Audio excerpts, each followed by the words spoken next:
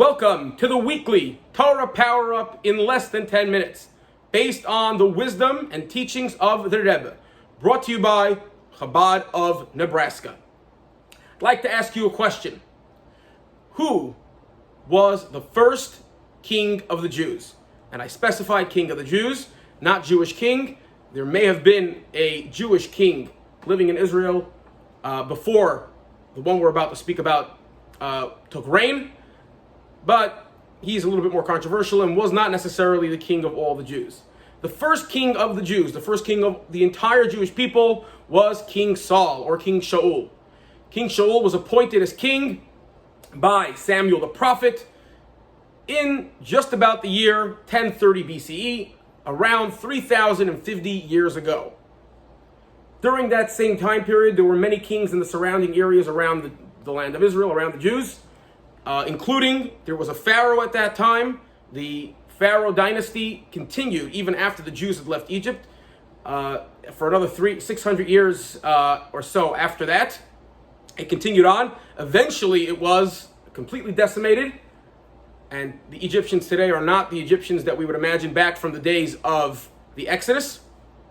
As well as that same time period, there was Assyrian kings, including later on there was a king of the Assyrians named Sancherib, who was very instrumental in the Jewish history. And at that time, there was a king appointed just around the same time as King Saul, who was named Shalmaneser, or something like that, mind my pronunciation. As well as in nearby Greece, there was actually the last king of Greece. His name was Cordus. He actually was the last king before the transition of the Greeks into a quote-unquote republic, or a democracy of some sort, where there were different rulers. Not going to get into that too much, but that was around the same time as King Saul. As well as, quite interestingly, the takeover of the Zhou dynasty in China was right around the same time as King Saul. So let's talk a little bit about King Shaul. The way he was appointed started when the Jews left Egypt. They wandered in the desert for 40 years, and they arrived in the land of Israel. It took them about 30 years or so to conquer and divide the land, and from then on they lived in a sort of tribal nomadic system. There were judges, there were leaders of the Jewish people, but there were no kings. Eventually, in around the year 1030, as we spoke, the Jews asked their prophet Samuel at the time to request of God that the Jews appoint a king over themselves. The Jews could have a king. They wanted a king. Now, interestingly enough, this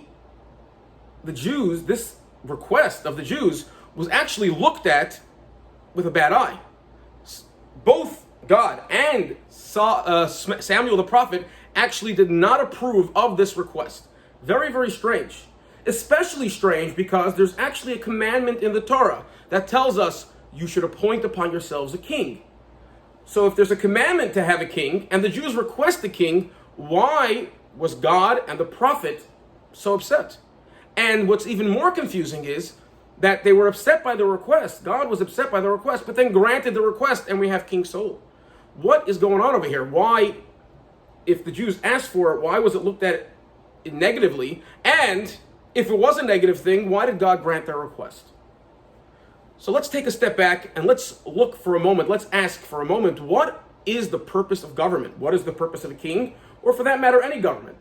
It's right around election time. Sorry, I don't want to get political, but the election's coming up. What is it that a government's responsibility is? And I think we can break it down into 3 or 4 different things, different parts, different aspects of a government that we expect the government to be involved with. Number 1 would be economics. The government kind of juggles the economy or deals with the economy in different ways. Obviously, everybody has different perspectives and different opinions on how the government should deal with the economy. Another aspect of government would be social. The social workings of a society. The government would make rules or remove rules based on how the society needs to work. Another would be, and this is a very important one, foreign policy. the government would be in charge of having diplomatic relations with other countries around for the benefit of the inhabitants and the citizens of the country. And fourth, which really all of these three or four points really interconnect, would be safety. Safety is a very important part of government's responsibility. In the Talmud, it tells us that Jewish people, or people in general, should pray for the welfare of the government, because if not for it, people would be swallowing each other alive. In other words, we need the government to be there to protect us from each other, from other countries around us, which kind of interconnects with the foreign policy concept, and so on and so forth. It's there for our protection. And we can go back and forth and discuss for hours all of these four concepts and which ones of them the government should be more involved or less involved, whether you be conservative or a little bit more liberal, a little libertarian leaning, or whatever it may be. But certainly these are the four main aspects of government. And the government's job is to deal with these things and make sure the society is a well-run society. Now, certain of these things, if you think about it, certain of the safety aspects for sure, or even some of the social or economic concepts, will most certainly, you can say, are things that are natural to people. We know how to behave as human beings. And if you know how to behave as human beings, this is kind of the libertarian point of view, we can all behave as human beings and interact with one another without hurting each other, without stealing, etc. Why do we need government for these aspects? And that's a very, very important question. And this really brings us to the answer to our question, because sure, we as human beings should be able to control ourselves and to have a society where we don't kill each other, we don't bother each other, and we can actually work together in harmony and create a beautiful society. But sometimes people get blinded by different things, by anger and by greed, etc. And sometimes you can't trust yourself, and that's where government has to step in. But certainly those things everyone would agree should be controlled on an individual basis. But when you're in a situation where you can't control yourself, that is when government steps in. So it's not an ideal situation. Ideally, you should be able to govern yourself. However, because of the times where we have trouble controlling ourselves to one extent or another, that is where government comes in. Now, the other hand, the foreign policy, or the greater, more the more difficult parts of government running, everyone would agree is that each individual would not be great at foreign policy. We do want representatives being in control of our foreign policy and dealing with outer nations. So you can definitely make this split between things that are natural, but we anyways have a government because sometimes we're not so perfect, versus things which are anyways a little bit more a little greater, a little bit outside of our purview, and therefore we hand them over to government officials who we trust and we can elect.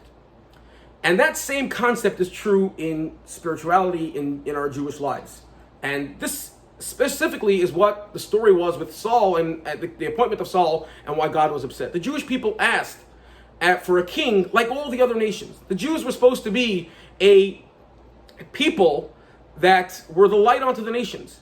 They weren't supposed to need help from a king for their basic social and social kinds of lifestyles, especially in the spiritual way. They were supposed to have their connection with God without a king being involved, without a great leader needing to foster that strong belief.